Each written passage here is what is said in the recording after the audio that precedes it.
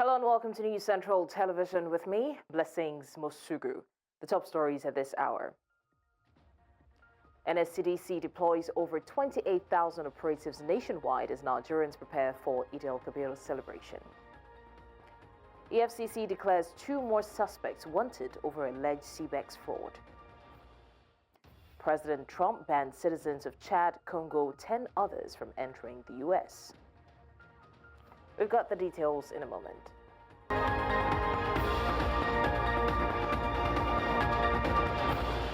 We begin with preparations for Eid al-Kabir celebrations, where the Nigerian Security and Civil Defense Corps has deployed over 28,000 operatives across the country to ensure a peaceful and secure holiday period.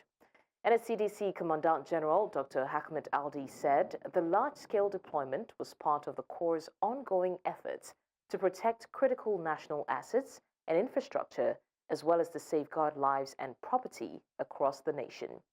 He warned of the potential for criminal activities during the festive period and stressed the need to forestall any threats posed by unscrupulous elements. Aldi also charged the 36 state commandants and the FCT command to foster effective synergy and collaboration with other security agencies and local communities. News Central's Sagir Ibrahim is now on standby to give us update on how Abuja residents are preparing for the Eid al-Kabir celebration. Thank you so much for joining us, Sagir Ibrahim. How would you say that the residents of Abuja are preparing for the upcoming celebrations this year?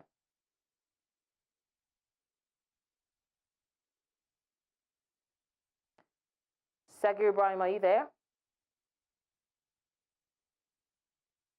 Joe Park here in the FCT. Yes, I am. Blessings, can you hear me? Please go ahead, yes. Blessings, I'm here and I can hear you clearly. Can you hear me? Yes, go Good ahead. Afternoon, Blessings. Thank you so much for having me on the news this afternoon. So I'm currently at the Jabi Motor Park. The Jabi Motor Park is here in the FCT. It's a major motor park that carries passengers to different parts of the country, from the north to the south. Currently, it seems to be bubbling with quite a number of activity because a lot of individuals, travelers are here currently. They intend to travel to the different parts of the country for the Salah festivities. One interesting thing to note about the park is they've demarcated the park sort of to an area where, of course, there's fuel-powered vehicles and another area where the CNG-powered vehicles that was donated by the federal government is parked and also loading passengers. So behind me, if you can see over there, the bus with the NURTW sticker is actually a CNG-powered vehicle that will be traveling to Ilorin today. I spoke with some of the passengers and I also spoke with the driver of the vehicle who had explained to me that it is cheaper actually than the petrol-powered vehicles. They say it costs around 20,000 to 21,000 naira thereabouts to travel to Ilorin via a CNG-powered engine. However, it would cost around 28,000 to around 30,000 naira to travel to the same location if you were to be using, a fuel-powered vehicle. Aside that, of course, passengers seem to be satisfied with the situation as it were. There's not too much complaint about the cost of transportation increasing, as some of them believe that the cost of transportation has actually, remained stable from what it used to be in the past. I spoke with another passenger who is traveling to Mina, Niger State today as well. She confirmed that it used to cost around 8,000 or thereabouts to travel between now and the last 3, 4, 5 months, and the price has remained stable as well. Drivers also alluded to the same fact, although they complain that it's often difficult because of the festive season, to travel to these locations and also get passengers to bring back. Reason because most of them are going home for the celebrations and will be there for a very, very long time. So it's often difficult, and the way they found to balance this and balance, everything around it is adding an additional passenger so they don't, feel the loss so much. So these are, the nuances here at the Jabi Park that we're getting at this moment. Sagir Ibrahim, are there any passengers at the moment that we can speak with regarding the update?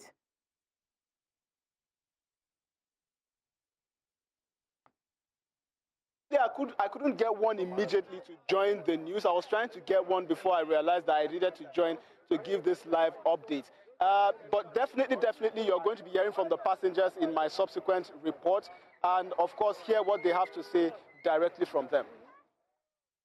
It's been an adjustment to the transport services at the motor park for the festival period.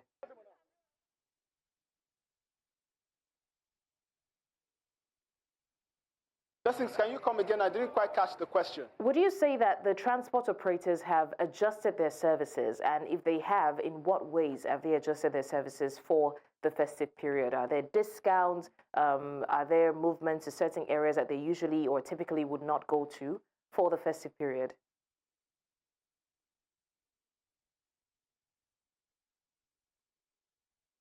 Well, I spoke to some of them, yes, indeed. And the adjustments, of course, that they made, some of them, of course, as drivers that they are, will be on the road this period, even though they are Muslims and they ought to be at home with their families.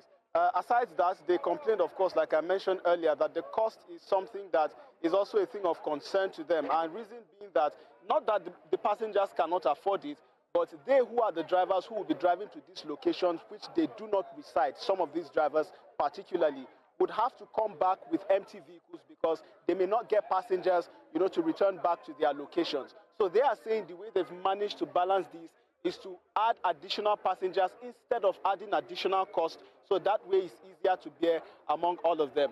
For those traveling to areas that may, be bedeviled with security, of course, they complain that security continues to be the issue of the day, calling on the government to do more to ensure that there are security checkpoints, in and around this environment, so it becomes a little bit more safe for them to access, these areas. Others have also complained about the state of the road going to different parts of the country.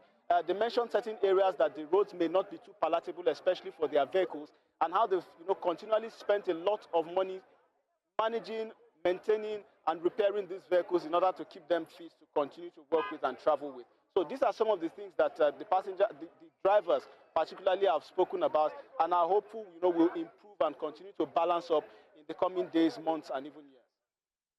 Okay, so, we understand that as the festivals are around the corner, so are the holidays. So are there any special events or cultural activities planned by the Abuja residents to mark the Eid el-Kabir?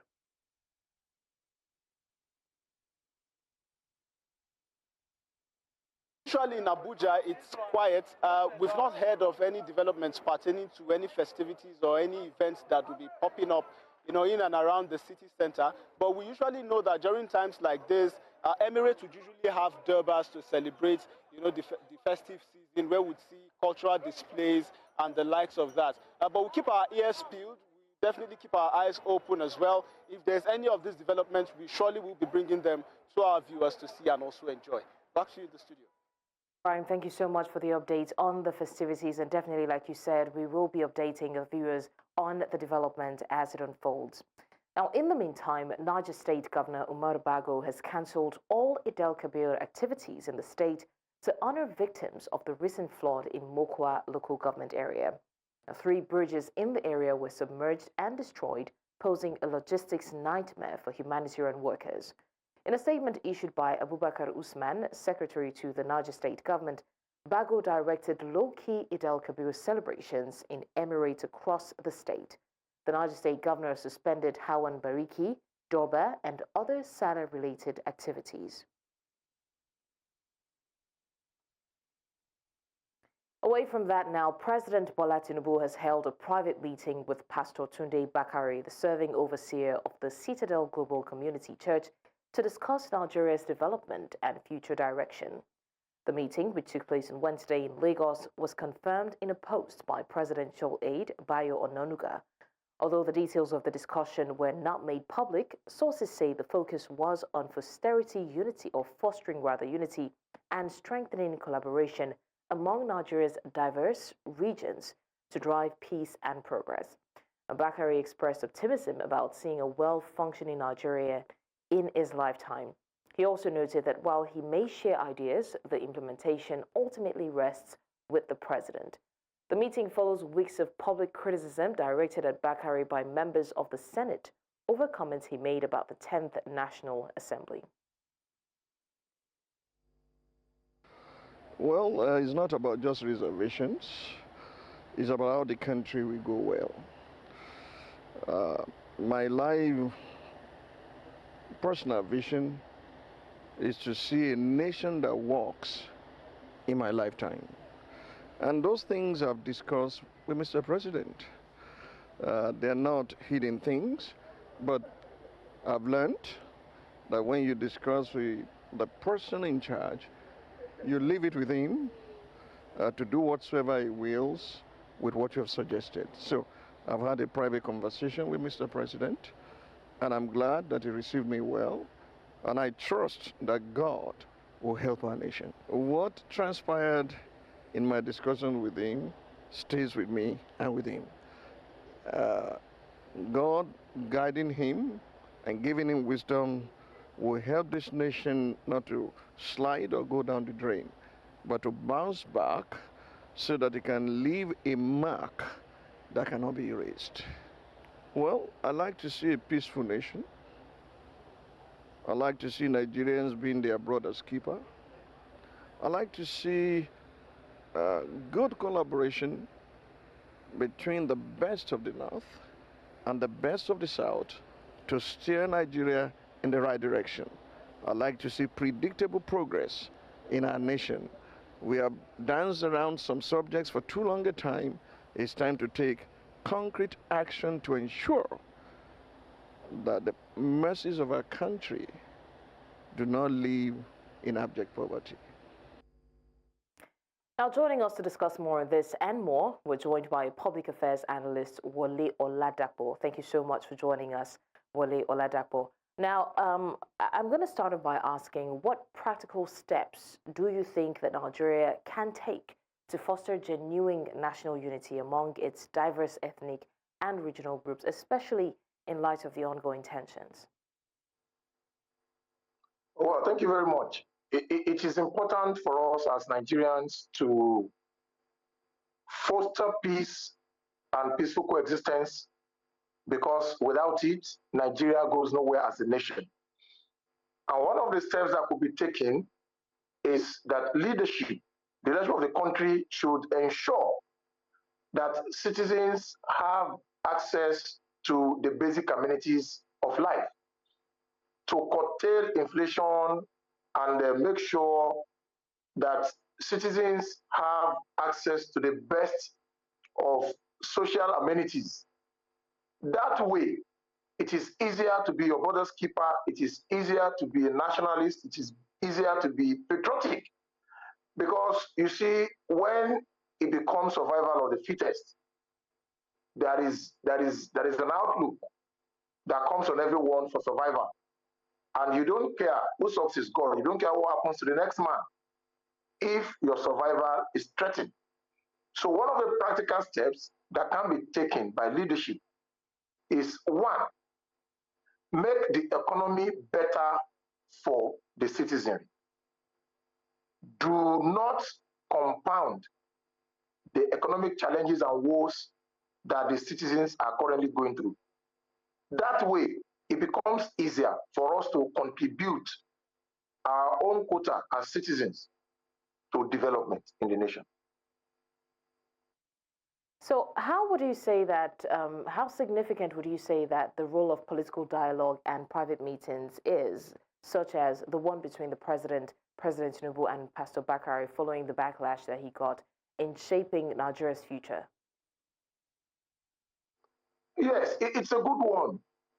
Statesmen have responsibilities of guiding the nation, so that the nation can be steered to, a safe harbor.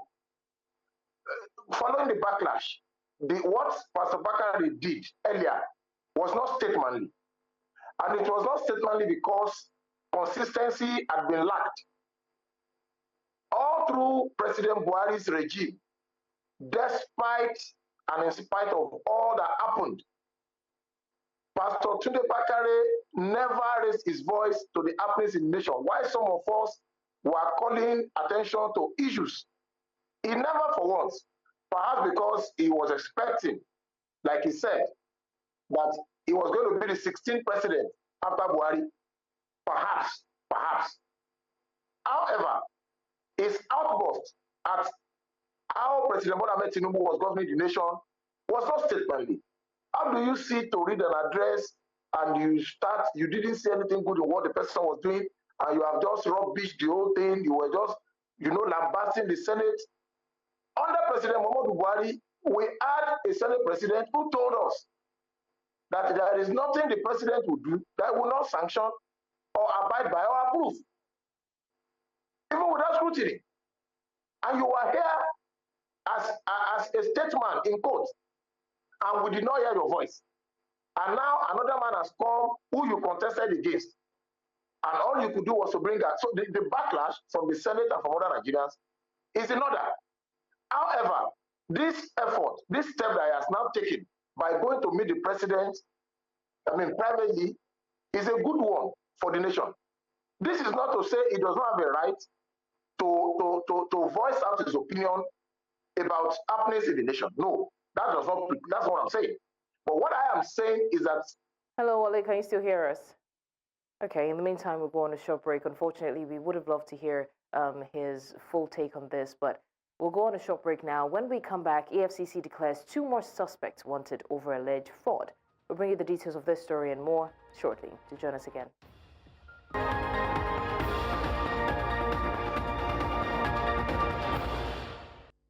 Thanks for staying with us. Now, a troubling situation is unfolding in Maraba, Nasarawa State, a border community to the Federal Capital Territory, where residents are now under siege following coordinated attacks from armed robbers.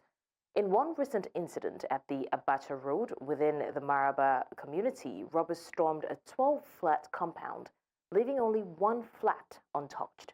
Despite repeated calls for help, residents say they were left on their own with no help in sight.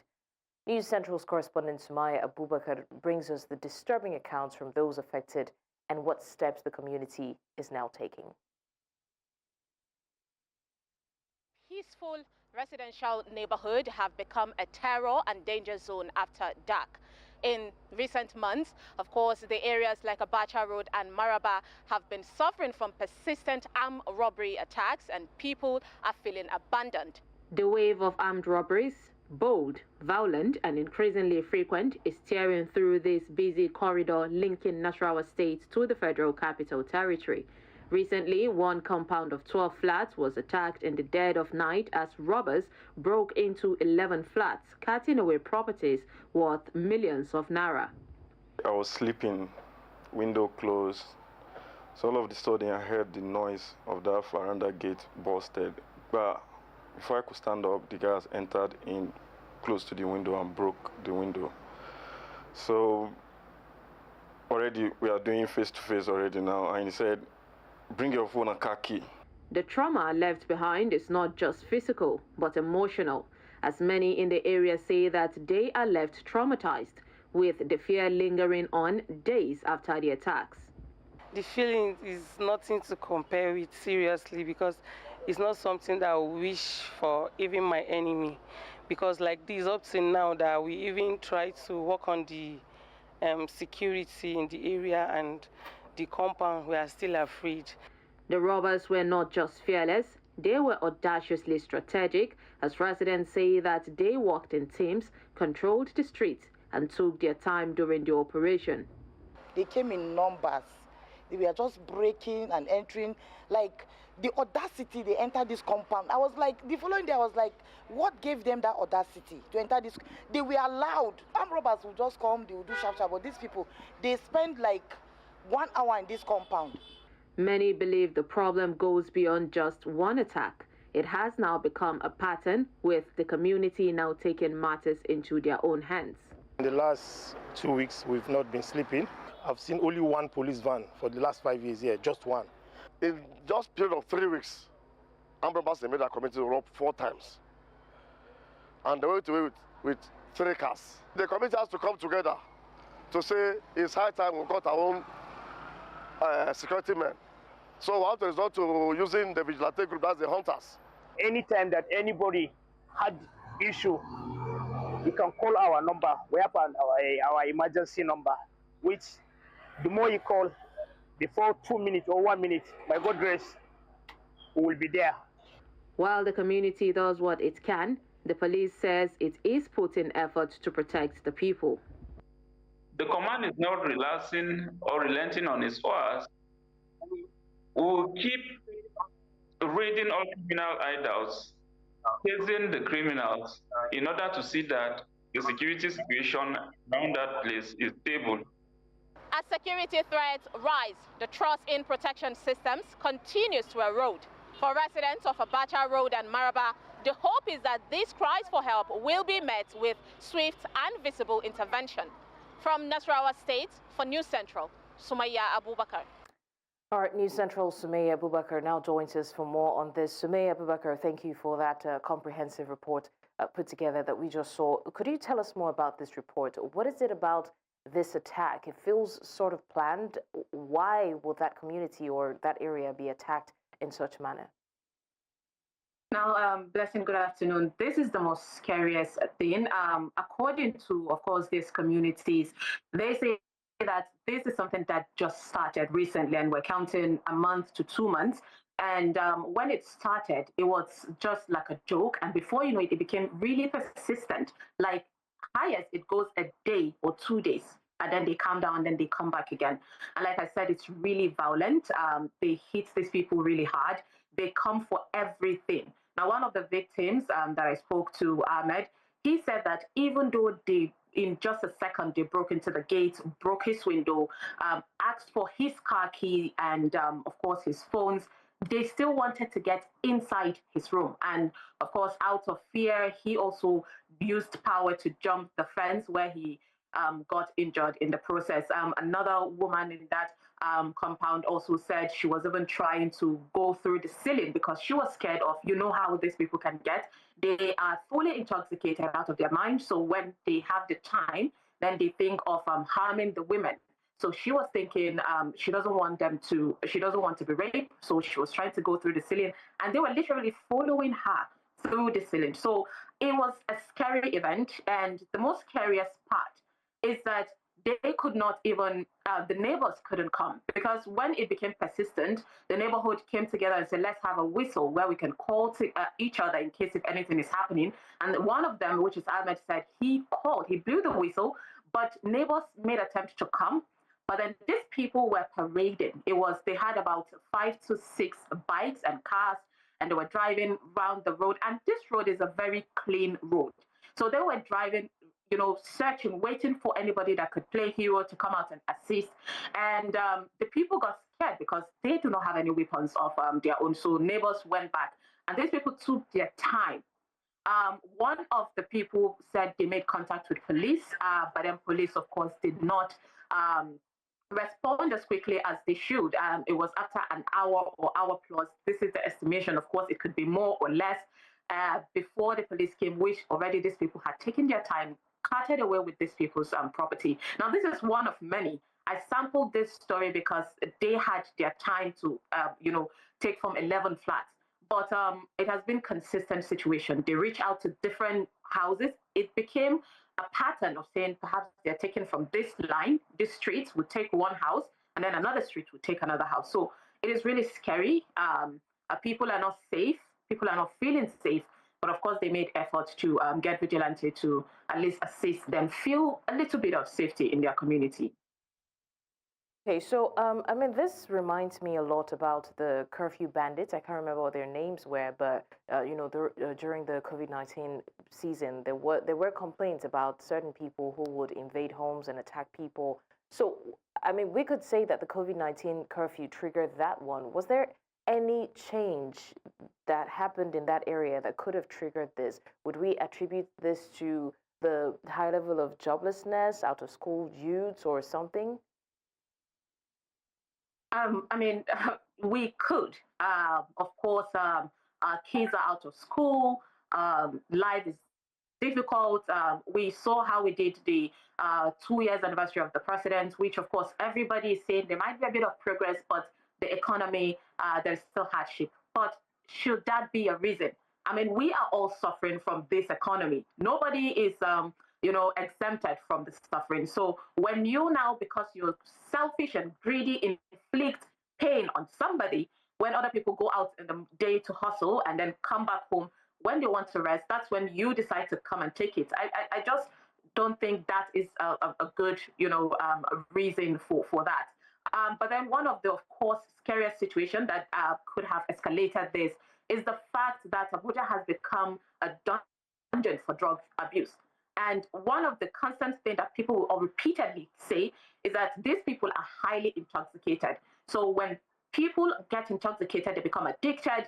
they can do anything just to get money to continue to serve that addiction. So I think that is one of the major concerns.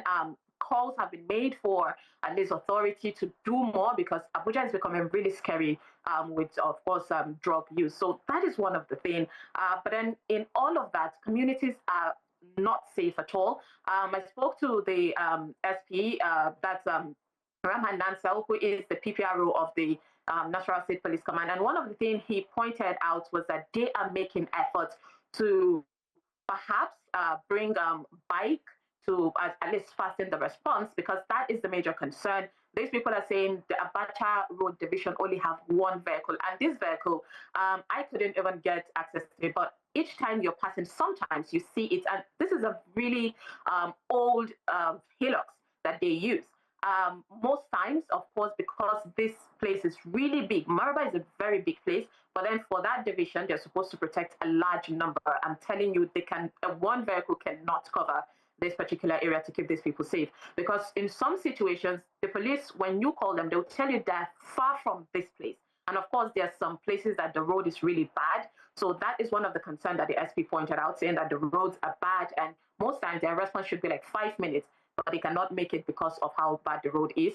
And according to him, he said they'll definitely put the complaint of this lack of a lot of manpower and infrastructure, and also, of course, the cars to the that's the Ministry of Defense, and hopefully they get a response on that one. So far that is it. But then the people in this process are, at least they've garnered the attention of the police in this division, which what they could do for them is just give them assistance of saying, okay, we're approving vigilantes to come and assist in this. So these vigilantes have their own bikes, and according to them, they say the response is 2 minutes to 5 minutes, just like the police is 5 minutes. And hopefully, so far, there's a bit of calm from 2 days of these vigilantes starting their work. But then, based on my own contact and the reach and push to the SP of the National State Police Command, he said they are going to put effort into making sure at least there is more infrastructure. So we're hoping to see a response from, of course, this in-depth report. Okay, Sumaya, thank you so much for this very comprehensive report. And like you said, we'll look forward to seeing the response. Now to more stories. President Bola Tinubu is set to commission several key projects in the Federal Capital Territory, including the renovated Abuja International Conference Center. This was made known by the Minister of the Federal Capital Territory, Nyesom Wike, during a last-minute inspection of some of the projects expected to be commissioned from Tuesday, the 10th of June, till 30th. Now, Wike expressed delight at the reaction of residents at several of the locations, saying that their delight is proof that the renewed hope agenda is impacting their lives. Commission of projects to start on the 10th of June, which is on Tuesday after the Salah holiday. And that will start with the International Conference Center. And as you can see, was good to go. The next day, which is on the 11th, it is where we are now. The Girishi area will commission this road from the interchange for Railroad 1 going to Jahi, and the other side going to Baitama from Mabuchi. So we are set to go, and the President will, on his own, commission 10 projects on his own. We are very happy, very, very happy that all the promises we made, we have been able to accomplish them. Look at the reaction from people. That tells you if the people are happy, we are also happy. And we can't tell you how elated we are, but we give God Almighty the glory and thank Mr. President for all his support. Now, the Economic and Financial Crimes Commission has declared 2 more individuals wanted in connection with an alleged cryptocurrency fraud scheme linked to the collapsed digital trading platform Crypto Bridge Exchange. The latest development brings the total number of individuals declared wanted in connection with the CBEX fraud to 12. In a notice issued via its official social media channels, the anti-graft agency identified the suspects as Folashade Odelano and Bamidele Ayodele Abiodun, 32-year-old. Both individuals were accused of orchestrating fraudulent activities on the platform, which reportedly led to substantial financial losses for unsuspecting investors. Now, in the meantime, Chief of Defense Staff, Lieutenant General Christopher Musa, has called for the fencing of Nigeria's borders to bolster national security. Speaking in Abuja during a security conference, Musa emphasized the need for effective management of the country's borders. He noted that countries like Pakistan and Saudi Arabia have had to fence their borders with Afghanistan and Iraq due to increased insecurity. And Musa stressed the need to fully secure and assert control over the country's borders, noting that its perceived wealth and abundant natural resources are making Nigeria a target for insurgents. And now the president of Nigeria, President Bola Tinubu, has been commended for his administration's efforts in environmental sustainability. This comes on the heels of the World Environment Day celebrated annually on the 5th of June, which encourages awareness and action for the protection of the environment. National President of the Association of Waste Managers of Nigeria, Olubenga Adebola, while addressing newsmen in Lagos, recalled Tinubu's efforts in waste management during his tenure as Lagos State Governor.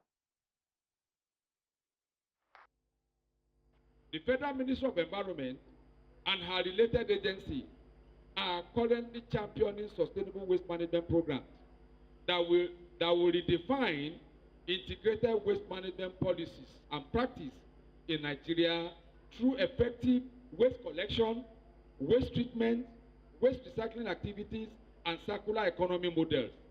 The programs, at full implementation, will create over 5 million direct and indirect employment opportunities in the country. And now coming up on the news, Libyans fear renewed fighting amid preparations for festivities. We'll tell you more after the break. Join us again.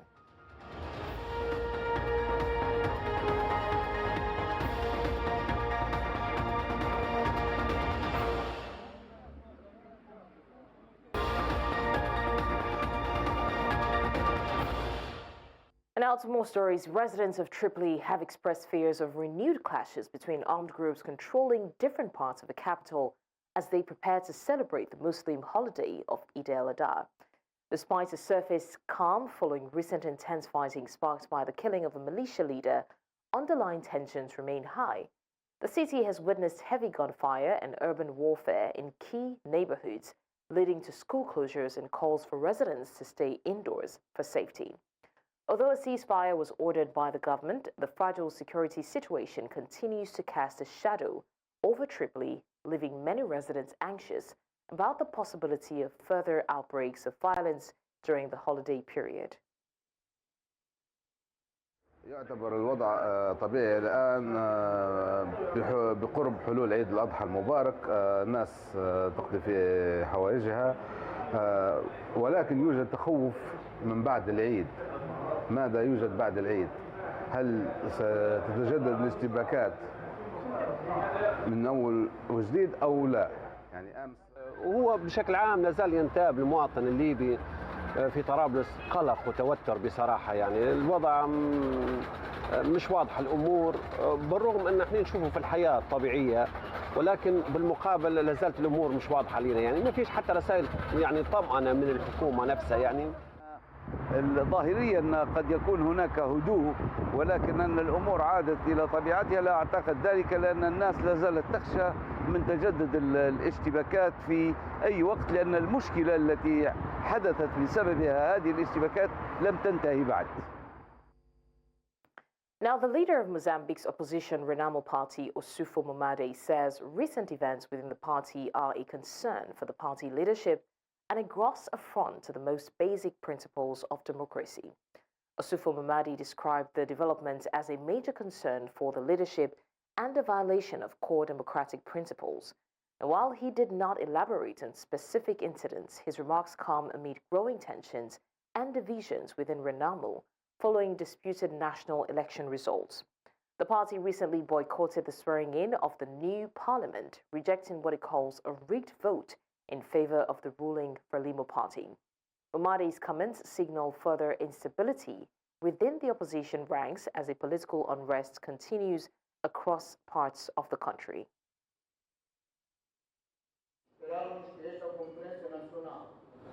faça uma avaliação profunda e com medidas que ajudem o partido a continuar a ser uma referência nacional e a lançar os acessos próximos desafios. Mobilizar mais membros. Os acontecimentos mais recentes dentro do partido envolvendo pretensões desmobilizados não só preocupam a liderança do partido, os membros simpatizantes, os moçambicanos em geral, como representam uma grosseira afronta aos princípios mais elementares da democracia e da renação. E vimos brigadas de generais a irem ao encontro dos nossos irmãos acampados na sede do partido, mas mesmo assim sem sucesso. Now, a cargo plane was bombed on Wednesday shortly after landing at a paramilitary-controlled airport in Sudan's Western Darfur region. The airport in Yala, the South Darfur state capital, has in recent weeks come under repeated airstrikes by the Sudanese military, at war with the paramilitary Rapid Support Forces since April 2023. Early last month, the cargo plane reportedly resupplying the RSF garrison in the city was bombed as it landed at the airport. Human Rights Watch on Wednesday said that in recent months, indiscriminate military airstrikes had killed dozens in the city, Darfur's largest.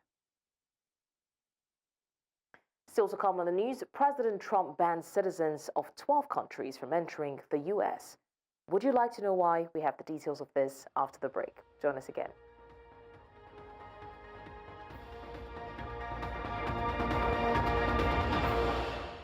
And overstay their visa.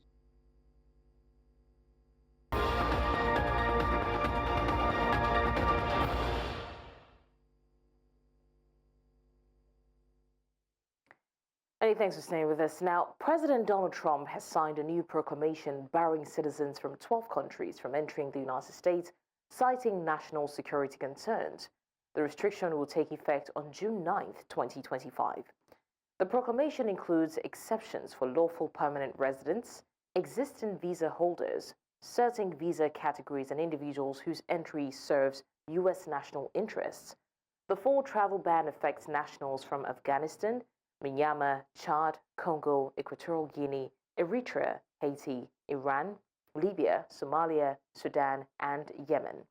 In addition to the full bans, the proclamation imposes partial restrictions on citizens of Burundi, Cuba, Laos, Sierra Leone, Togo, Turkmenistan, and Venezuela.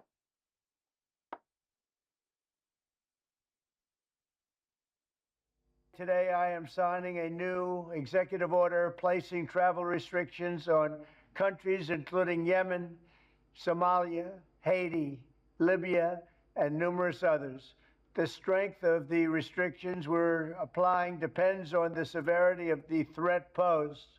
The list is subject to revision based on whether material improvements are made, and likewise new countries can be added as threats emerge around the world. The recent terror attack in Boulder, Colorado has underscored the extreme dangers posed to our country by the entry of foreign nationals who are not properly vetted, as well as those who come here as temporary visitors and overstay their visas. We don't want them.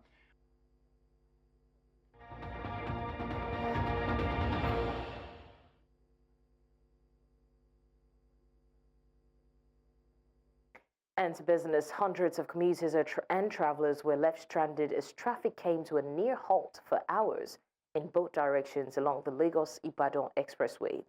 Vehicles crawled from Otedolabri toward Ogun State, while those heading into Lagos faced heavy congestion, especially near Kara Market. A short trip from Berger bus stop to Kara Market, usually under 5 minutes, stretched to over 20 due to the gridlock. Commuters were stuck near World Oil filling station as the Federal Road Safety Corps struggled to restore order. Now, street vendors took advantage of the situation, weaving through stalled cars selling drinks and snacks. Officials say ram traders and buyers encroaching onto the road near Kara Market likely worsened the traffic jam.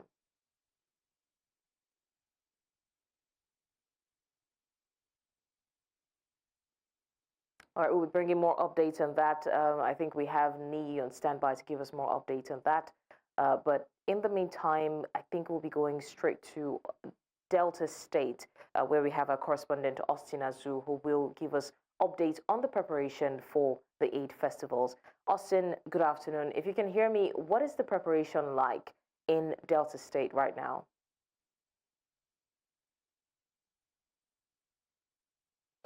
Good afternoon. Of course, the preparation for the big Salah is not quite different from what is happening across the country and even beyond. Muslim faithful have started making their last preparation towards the big events. Of course, we are unable to gain access to the ram market because of gridlock on the expressway. But however, we have some of our Muslim brothers who are within our environment here who will shed more light to us. How prepared are they for the big Salah? We have Aminu to talk to us. Okay, Aminu, how are you? Barika de Salah. Barika. Eid Mubarak in advance, all Muslim around the world. Okay, tell us, how prepared are you for the big Salah? What have you done so far? Have you gotten your ram?